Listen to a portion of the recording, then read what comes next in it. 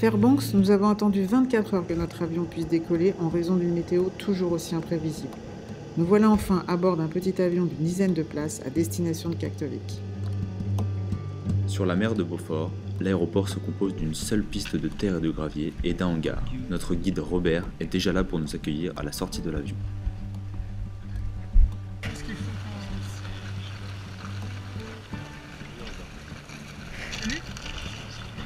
Kaktovik est un village inupiat d'environ 250 habitants, situé sur l'île Barter, à l'extrême nord de l'Alaska, bien au-delà du cercle polaire.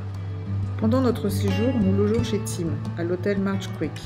Le camping n'est pas autorisé en cette saison car les ours polaires sont très présents. My name is Robert Thompson. I live in Kaktovik. Kaktovik's on the North Slope, Alaska.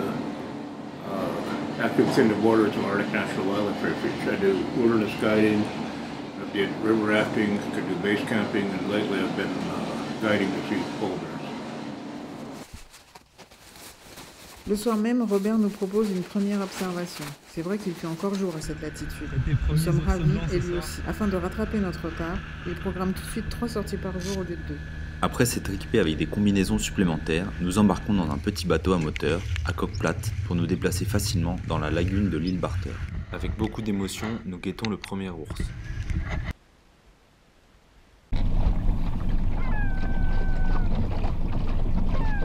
Clément le premier envoie un sur la grève. Robert, surpris de sa capacité à repérer l'animal, le félicite. Rares sont ses clients qui aperçoivent un ours avant lui, nous affirme-t-il. Nous sommes émerveillés par cet animal. Nous en avions tellement rêvé. Robert nous explique que les ours se regroupent à Kaktovik à la fin de l'été pour attendre que la banquise se reforme.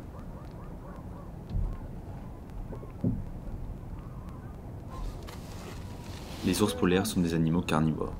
Cette espèce est dite spécialiste dans son régime alimentaire. Les ours polaires chassent uniquement les phoques sur la banquise. S'ils sont redoutables pour les phoques sur la glace, ailleurs, ils ne sont pas aptes à se sustenter. Ils agissent en charognards. Malheureusement, leur morphologie et leur mode de vie n'est vraiment pas adapté à cela. En effet, ils doivent profiter de l'automne pour faire des réserves de graisse suffisantes pour l'hiver.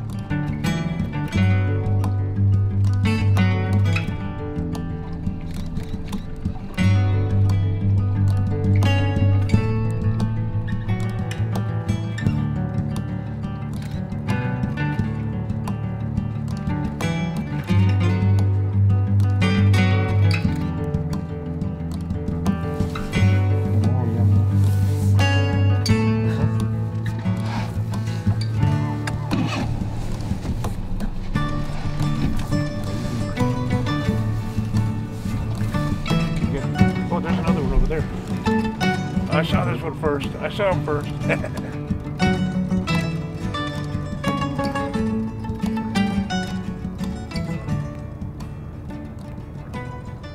Robert nous raconte qu'il y a 40 ans, la banquise était visible tout l'été depuis la plage.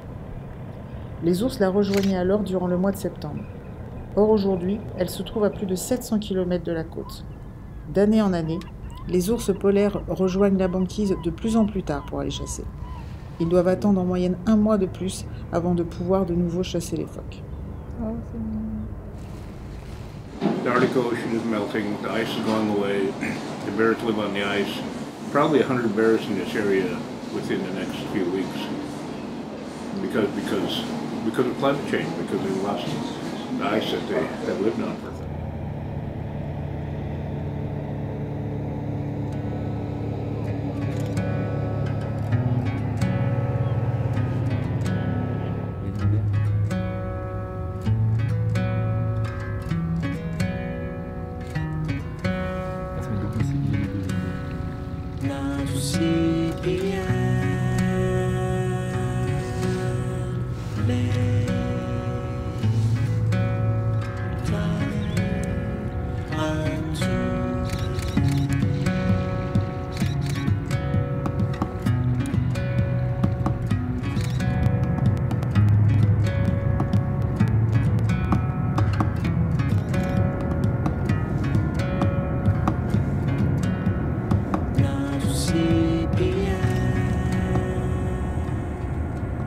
images sont magnifiques et resteront gravées dans nos mémoires à vie. Cependant, elles sont aussi bouleversantes, car l'ours s'est dressé pour humer l'odeur du poisson fumé séchant au village. La preuve que les ours sont vraiment affamés. La banquise est essentielle pour leur survie.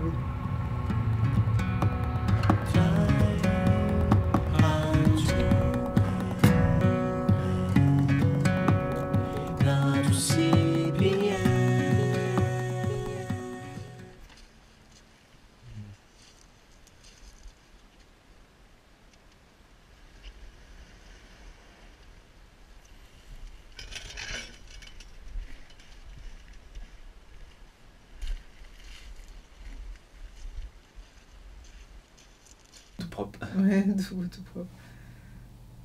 Et le gros là, comme ça, après, il s'est mis plusieurs fois debout, et là, ça, waouh! On était quoi, 50 mètres, hein, à peu près, une cinquantaine de mètres. Et là, quand il se met debout, tu te rends compte, là, tu fais waouh! C'est haut! C'est haut! Mais et en fait, il s'avançait, il a nagé et tout, et puis il n'arrêtait pas de sentir et tout ça. Ouais, et parce qu'il y avait des gens apparemment, qui faisaient fumer du son, enfin du poisson. Ça sentait fort. Bah moi je l'ai senti. Ah ouais, bah moi aussi, hein, tout de suite, puis il était là, sniffé comme ça.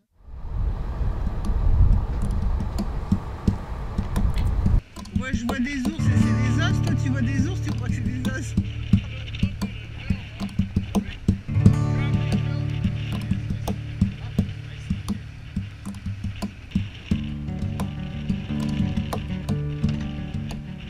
Les ours polaires sont des animaux magnifiques qui imposent le respect. Le guide ne nous dépose jamais sur la lagune au cas où un ours serait dans les environs. Il porte toujours une arme avec lui, qu'il n'utilisera qu'en dernier recours, en cas de danger inévitable. Robert n'a jamais eu à le faire et il ne veut jamais avoir à le faire.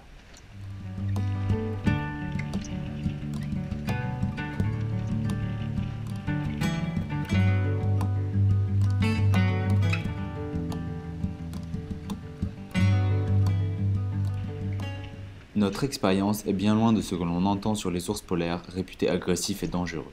Ici, on ressent la confiance, voire même la curiosité de certains petits. On ressent aussi l'immense respect que les Inupiats ont pour les ours, un bel exemple de cohabitation entre les êtres humains et les animaux sauvages.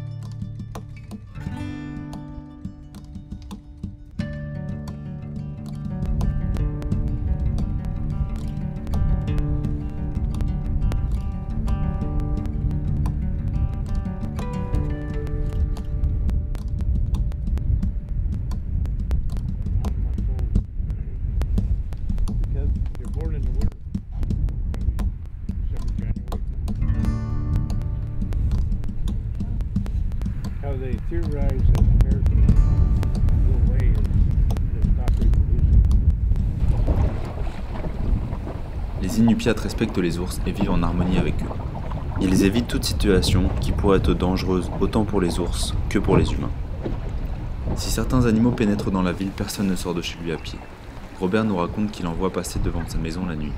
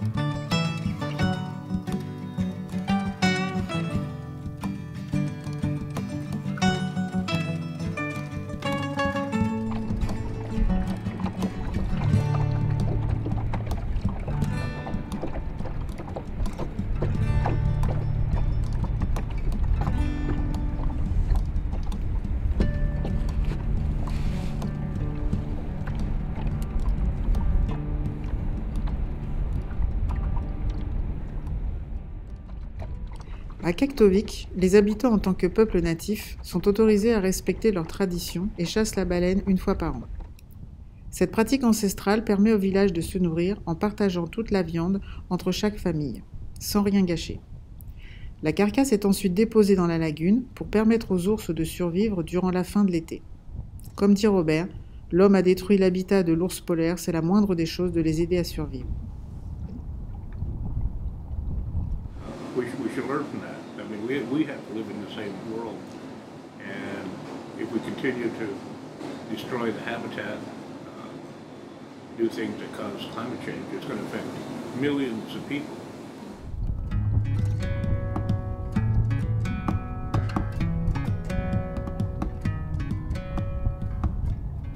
À l'échelle d'une vie humaine, cette évolution est extrêmement rapide. Pour une vie d'ours, elle est catastrophique. Brutalement, ils sont contraints d'attendre plusieurs semaines sans se nourrir.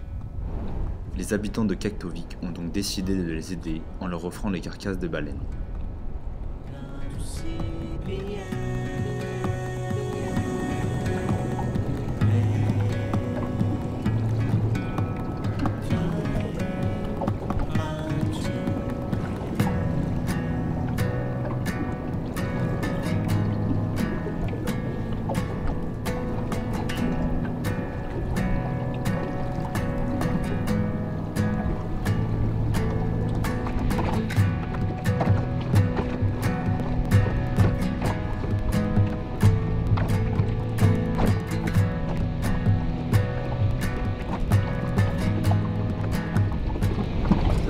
They have when I first came here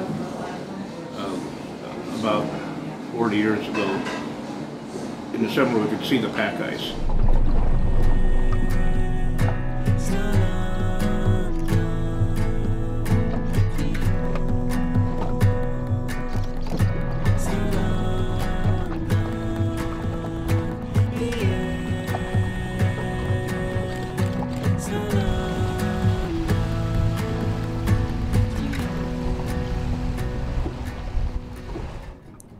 Parfois, nous sommes dans le bateau à 10 ou 15 mètres des ours. Pourtant, ils ne montrent aucune agressivité envers nous. Les petits sont même curieux et tentent de s'approcher du bateau. Mais Robert, soucieux de les habituer à respecter les distances entre les ours et les humains, s'éloigne rapidement. Robert nous a fait part de sa vive inquiétude au sujet du réchauffement climatique. Sa plus grande crainte est de voir un jour le dernier ours blanc de la planète.